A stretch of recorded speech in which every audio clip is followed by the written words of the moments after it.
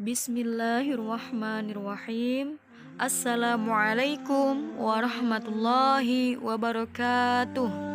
Innal hamdalillah nahmadu wa nasta'inuhu wa nastaghfiruh wa na'udzu billahi min syururi anfusina wa min sayyiati a'malina.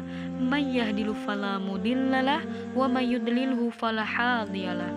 Asyhadu an la ilaha illallah wa asyhadu anna Muhammadan abduhu wa rasuluh la nabiyya ba'da amma ba'd.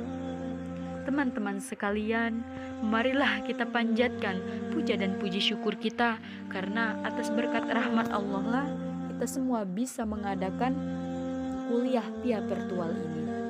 Selawat bertangkakan salam tak lupa pula kita junjungkan kepada suri tauladan kita, putranya Abdullah, buah hatinya Siti Aminah.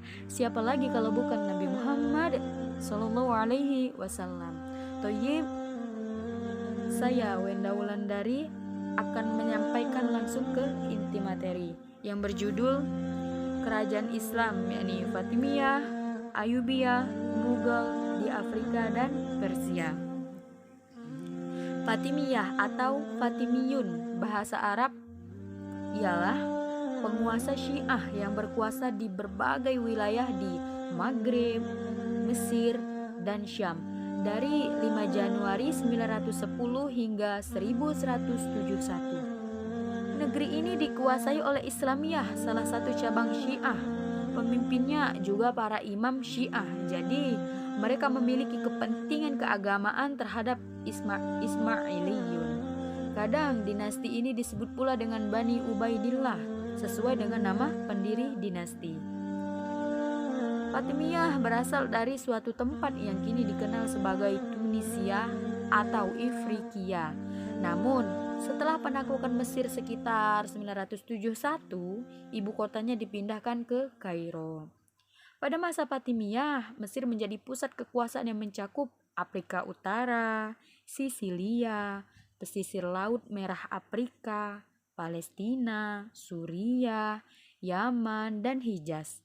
Pada masa Fatimiyah, Mesir berkembang menjadi pusat perdagangan luas di Laut Tengah dan Samudra Hindia, yang menentukan jalannya ekonomi Mesir selama abad pertengahan akhir yang saat itu dialami Eropa. Fatimiyah didirikan pada tahun 909 oleh Abdullah al-Mahdi Billah yang melegitimasi klaimnya melalui keturunan dari Nabi Muhammad dari jalur Fatimah Az-Zahra dan suaminya Ali bin Abi Thalib, Imam Syiah pertama. Oleh karena itu negeri ini bernama Fatimiyun atau Fatimiyah. Dengan cepat kendali Abdullah al-Mahdi meluas ke seluruh Maghrib, wilayah yang kini adalah Maroko, Aljazair, Tunisia, dan Libya, yang diperintahnya dari Mahdiyah, ibu kota yang dibangun di Tunisia. Fatimiyah memasuki Mesir pada tahun 972, menaklukkan dinasti Iksidiyah dan mendirikan ibu kota baru di Al-Qahirat atau Sang Penduduk, Kairo modern. Rujukan pada munculnya planet Mars. Mereka terus menaklukkan wilayah sekitarnya hingga mereka berkuasa dari Tunisia ke Suriah dan malahan menyeberang ke Sisilia dan Italia Selatan. Tak seperti pemerintahan di Sama, kemajuan Fatimiyah dalam administrasi segera lebih berdasarkan pada kecakapan daripada keturunan. Anggota cabang lain dalam Islam seperti Sunni sepertinya diangkat ke kedudukan pemerintahan sebagaimana Syiah. Toleransi dikembangkan kepada non-muslim seperti orang-orang Kristen dan Yahudi yang mendapatkan kedudukan tinggi dalam pemerintahan dengan berdasarkan pada kemampuan. Pengecualiannya pada sikap umum toleransi ini termasuk Matchalib atau Al-Hakim bi Amrillah. Kejatuhan Fatimiyah yakni pada tahun 1040-an, Ziriyah atau gubernur Afrika Utara pada masa Fatimiyah mendeklarasikan kemerdekaannya dari Fatimiyah dan berpindahnya mereka ke Islam Sunni yang menimbulkan serangan Banu Hilal yang menghancurkan setelah 1070. Fatimiyah mengendalikan pesisir Syam dan bagian Suriah terkena serangan bangsa Turki, kemudian pasukan salib, sehingga wilayah Fatimiyah menyempit sampai hanya meliputi Mesir.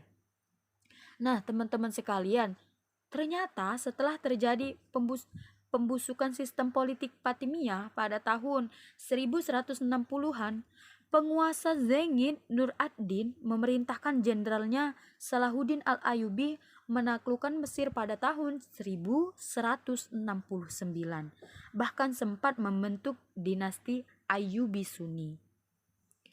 Nah, sekarang masuk ke pembahasan Ayyubiyah di Afrika dan Eropa.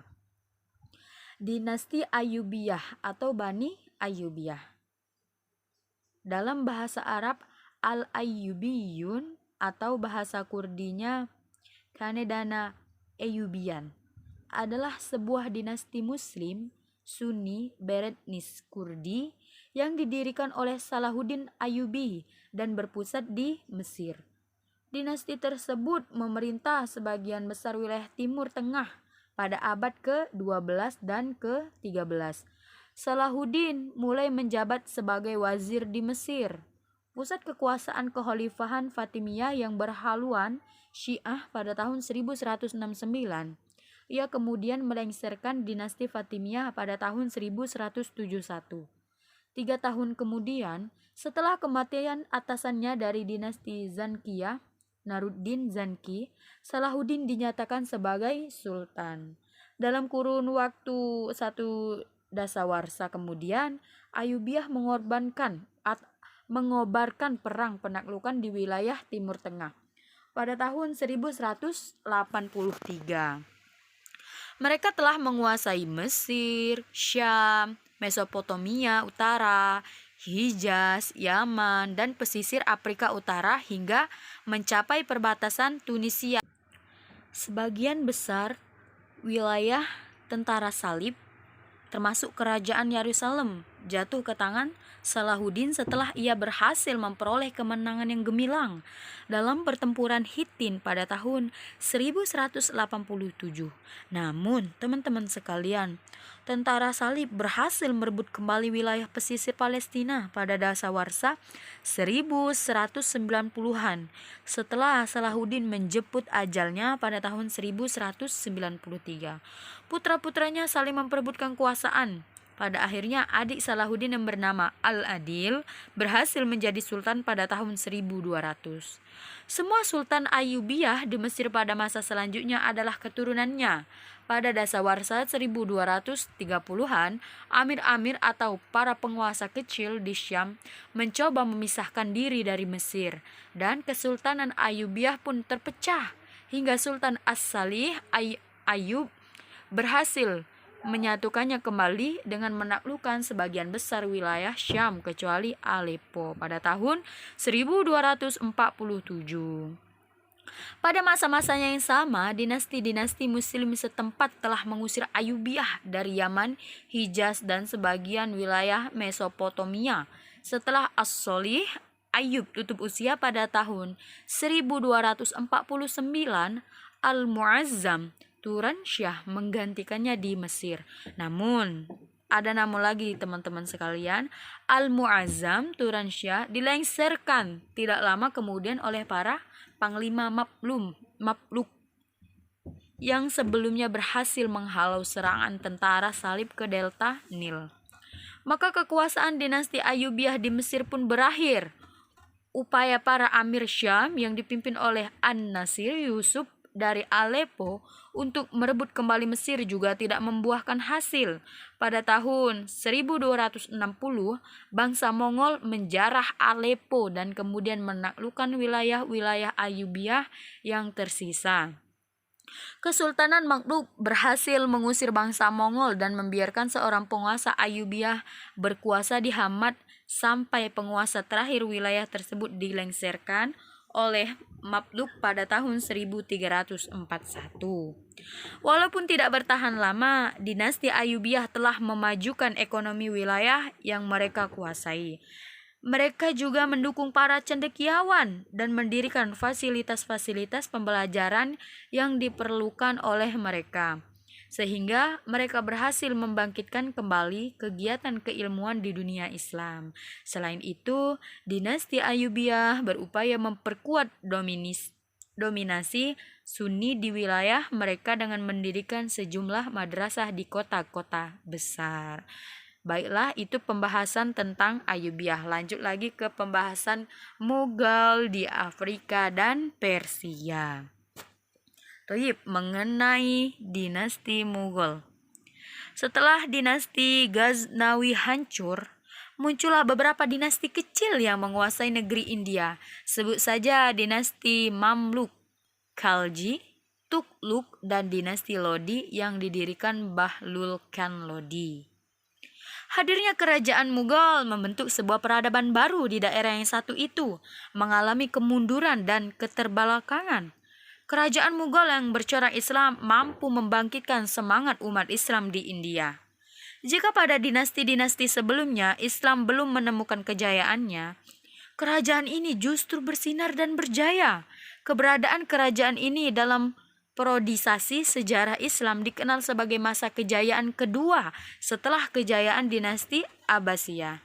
Zahiruddin Muhammad Babur 1526 sampai dengan 1530 Masehi adalah raja pertama sekaligus pendiri kerajaan Mughal. Masa kepemimpinannya digunakan untuk membangun pondasi pemerintahan. Awal kepemimpinannya, Babur masih menghadapi ancaman pihak musuh, utamanya dari kalangan Hindu. Orang-orang Hindu yang tak menyukai kerajaan Mughal segera mengalahkan mereka dalam suatu pertempuran. Pada 1530, Babur meninggal dunia usai menumpas perlawanan Muhammad Lodi di dekat Gugra setahun sebelumnya. Pengganti Babur adalah putranya sendiri, Nashiruddin Humayun, yakni 1530 sampai dengan 1556 Masehi. Pada masa ini, kondisi kerajaan Mughal tidak stabil karena mengalami sejumlah perlawanan. Puncak kejayaan kerajaan Mughal terdiri pada masa pemerintahan putra Humayun, Akbar Khan, yakni pada tahun 1556 sampai dengan 1605 Masehi. Karena wilayah kekuasaannya sangat-sangat luas, Akbar menjalankan pemerintahannya secara militaritis. Selain itu, Akbar juga menerapkan kebijakan politik sulakhul atau toleransi universal. Artinya semua rakyat Indonesia dipandang sama, mereka tidak dibedakan oleh perbedaan etnis dan agama. Kemajuan yang dicapai Akbar masih dapat dipertahankan hingga 3 penguasa setelahnya. Jahangir yakni 1605 sampai dengan 1620 Masehi, Shah Jahan yakni pada tahun 1628 sampai dengan 1658 Masehi, dan Aurangzeb pada tahun 1658 sampai dengan 1707 Masehi. Shah Jahan, putra Jahangir, memerintahkan pembangunan Taj Mahal antara tahun 1631 sampai dengan 1643 Masehi di kota Agra. Taj Mahal, istana nan indah ini dibangun selama 12 tahun, berdiri di tepi sungai Jamuna. Taj Mahal adalah warisan abadi dinasti Mughal yang dapat dinikmati hingga kini. Sepeninggal Aurangzeb, tahta kerajaan dipegang putra tertuanya, yakni Bahadur Shah. Bahadur adalah penganut Syiah dalam 5 tahun pemerintahannya. Ia dihadapkan pada perlawanan Syiah dan berlawanan penduduk Lahore. Ini terjadi karena Bahadur terlampau memaksakan ajaran Syiah kepada mereka. Mulai saat itulah dinasti Mughal memasuki masa-masa kemunduran. Kemunduran ini ditandai dengan konflik di internal keluarga kerajaan. Hampir semua keturunan Babur memiliki watak yang keras dan ambisius, sebagaimana nenek moyang. Timur Leng, perebutan kekuasaan mewarnai perjalanan dinasti Mughal yang menyebabkan perang saudara berkepanjangan. Faktor lain yang sangat berpengaruh dalam mempercepat kehancuran mulai adalah serangan dari luar. Mulai dari serangan dinasti Safawi atau Persia, ketegangan dari Afghanistan, hingga pemberontakan Hindu. Keruntuhan Mughal juga dipengaruhi faktor ekonomi karena jalur-jalur perdagangan mulai dikuasai Barat. Warisan Mughal begitu banyak peninggalan bersejarah yang didirikan dinasti Mughal selain Taj Mahal. Sebut saja istana atau kota Fateh Fursikri. Bangunan bersejarah bercorak Hindu dan Islam ini dibangun Akbar pada 1560 Masehi. 69 Masehi. Bangunan ini didirikan untuk mengenang seorang sufi dan wali Allah bernama Hazrat Salim Kristi. Di kota ini pula terdapat sebuah masjid agung dan bulan darwaza atau pintu tinggi yang dikenal sangat-sangat indah. Dinasti Mughal juga meninggalkan benteng merah atau Lal Qila. Pada 1638 Shah Jahan merancangnya sebagai benteng atau istana sekaligus taman yang indah. Di dalam benteng itu terdapat bangunan istana berhiaskan aneka lukisan dan ornamen kaca, paviliun, jalanan lebar, pasar, tempat ibadah, tempat tinggal istri raja, dan tempat pemandian anggota keluarga raja. Masjid yang terkenal di dalam benteng merah adalah Masjid Moti atau Masjid Mutiara. Masjid itu dibangun pada 1659 oleh Aurangzeb, penerus Shah Jahan. Masjid Moti memiliki 3 buah kubah berukuran kecil berhiaskan marmer putih. Arsitektur lain yang menonjol dari bangunan masjid ini adalah desain lengkung dan menghiasi 3 buah lorong yang menghubungkan bagian ruang utama masjid dengan halaman. Aurangzeb juga membangun Masjid Badashahi yang terletak di sebelah barat benteng Lahore. Selain peninggalan sejarah berupa bangunan, dinasti Mughal juga meninggalkan karya sastra yang indah. Kitab Akbar, Nama dan Ain-i-Akbari, karya Abu Fadl misalnya, memaparkan sejarah kerajaan Mughal berdasarkan figur kepemimpinannya.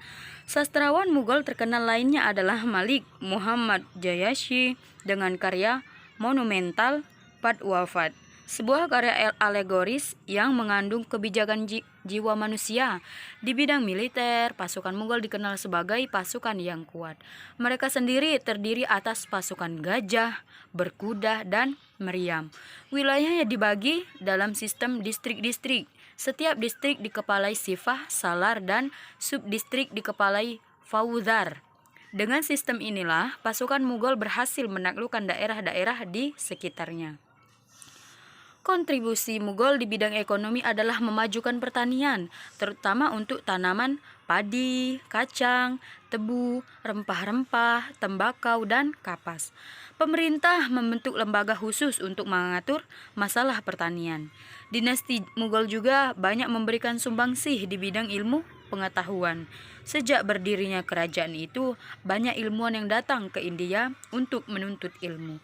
Bahkan istana Mughal pun menjadi pusat kebudayaan. Hal ini terjadi karena ada dukungan dari penguasa, bangsawan, dan ulama. Toyib, teman-teman sekalian, itulah pemaparan dari saya. Kerajaan Islam Fatimiyah, Ayyubiyah, Mughal di Afrika dan Persia. Lebih dan kurangnya saya mohon maaf, kepada Allah saya mohon ampun. Wallahul muwafiq ila aqwamit thoriq. Wassalamualaikum warahmatullahi wabarakatuh.